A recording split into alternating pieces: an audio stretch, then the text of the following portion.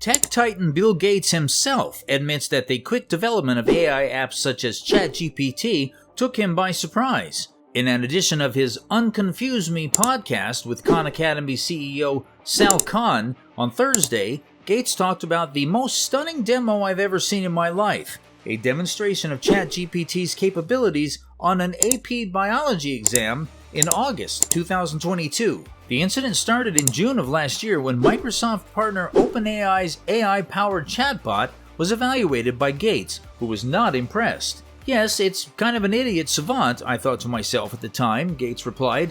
"I don't think it's practical. Bring ChatGPT back to him once it can demonstrate advanced human-level capability by earning the highest possible score on the AP biology exam." This was what he perceived to be rather challenging challenge directed at OpenAI CEO Sam Altman. Gates quipped on the program, "I thought, well, that'll give me 3 years to work on HIV and malaria." When the creators of OpenAI returned 2 months later, Gates saw ChatGPT receive the highest possible score of 5 on the exam. According to Gates, the software has advanced from being unable to read or write in the sense humans do to being almost human in both abilities. According to Gates, "I'm still in a state of shock at, wow, it is so good."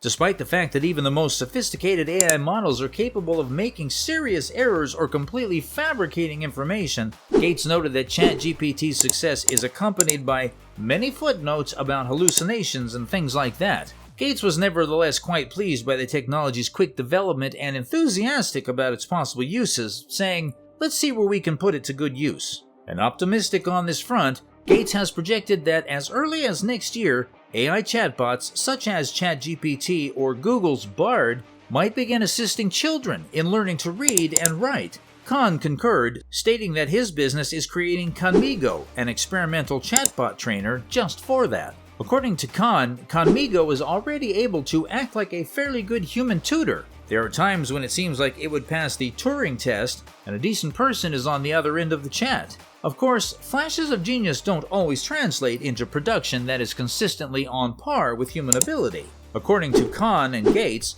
AI tutors are unlikely to replace instructors anytime soon. Rather, they might make teachers' jobs easier and give underprivileged students in low-income parts of the United States and abroad access to less expensive tutoring options. With regard to OpenAI's most recent large language model, GPT-4, which was released last summer, Khan stated, "It makes mistakes, to be clear." However, he continued saying that the model is dramatically better than earlier versions and that OpenAI has demonstrated that it can outperform 90% of human test takers on the SAT. Tova Klein, a child psychologist at Barnard College, cautioned CNBC Make It last month about those errors. She stated that children shouldn't grow up depending solely on AI tools for information and that AI models should improve in terms of elucidating how they arrive at particular conclusions. "I think there is a role for AI if the science shows that that kind of learning, in addition to a teacher, is useful," Klein stated.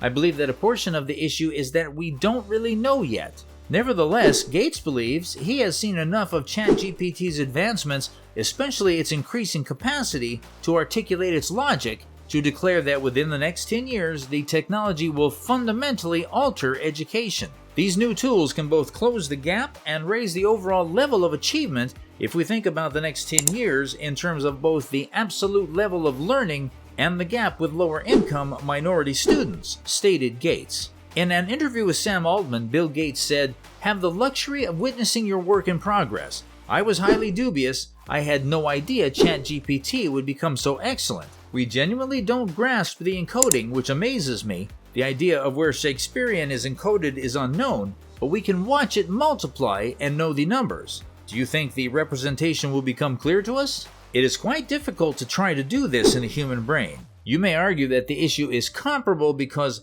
linked neurons are involved. We can precisely X-ray this, but the connections are changing and we won't cut into your brain to see how they change." Sam Altman said, "I'm very confident that we'll comprehend it in the next 5 years. With such insight, we could achieve significantly better training efficiency and precision than we are able to do at the moment. This is evident in many instances in the history of technology when an empirical finding is made. They are clueless about the process, yet it is obviously effective.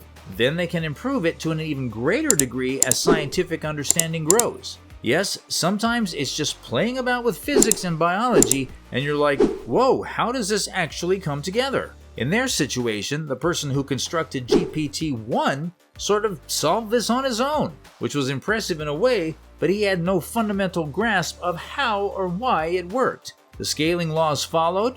How much better it was going to be was predictable. For this reason, they were very certain it would work when we told you we could conduct a demo. Although we hadn't trained the model, we felt reasonably certain. This has prompted several attempts and an ever-deepening scientific understanding of the situation. However, the actual source of it was empirical data. What important turning points should we anticipate occurring throughout the next 2 years? Without a doubt, multimodality will be crucial, i.e. speech in or speech out. Speech coming in, speech going out. Evidently, a lot of people desire it. ChatGPT released audio and picture content, and the response was far more than anticipated. They'll be able to go much farther with that, but perhaps the most significant advancements will concern thinking skills. As things are, GPT-4's reasoning capabilities are severely constrained. Additionally, dependability. The increase in reliability will be crucial since if you ask the GPT-4 most questions 10,000 times, one of those 10,000 answers is definitely fairly good. However, it doesn't always know which 10,000 responses are the best, so you'd like to always receive the greatest answer. Personalization and customization will also be crucial. Individuals come to GPT-4 with extremely diverse expectations, styles, and presumptions. They'll enable all of that, along with the option to use your personal data. The capability of being able to access your email, calendar, schedule appointments, connect to other external data sources, and know everything about you. These are going to be some of the most crucial sectors for development. Right now, the basic algorithm simply multiplies and feeds backwards to create new words, effectively repeating itself. If you ever reach a point where you have to apply transformations an arbitrary number of times, say in solving a complex arithmetic equation, the control logic for the reasoning needs to be far more complex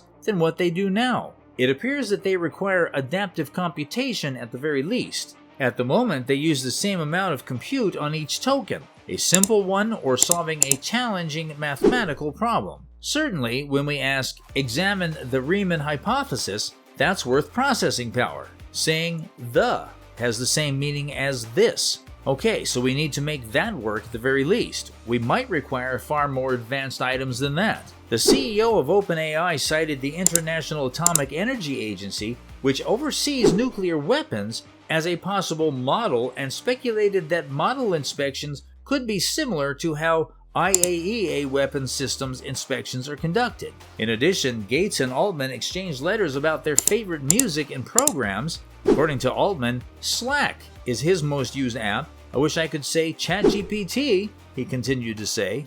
Outlook is the app that Gates claims to use the most. I'm this old-style email guy, either that or the browser, because of course a lot of my news is coming through the browser. Altman remarked, I didn't quite count the browser as an app. Even if I might utilize it more, I would still wager on Slack. All day long, I use Slack. That's it, guys. We hope you guys are also as surprised as Bill Gates is. Do let us know your thoughts and subscribe to our channel for more information.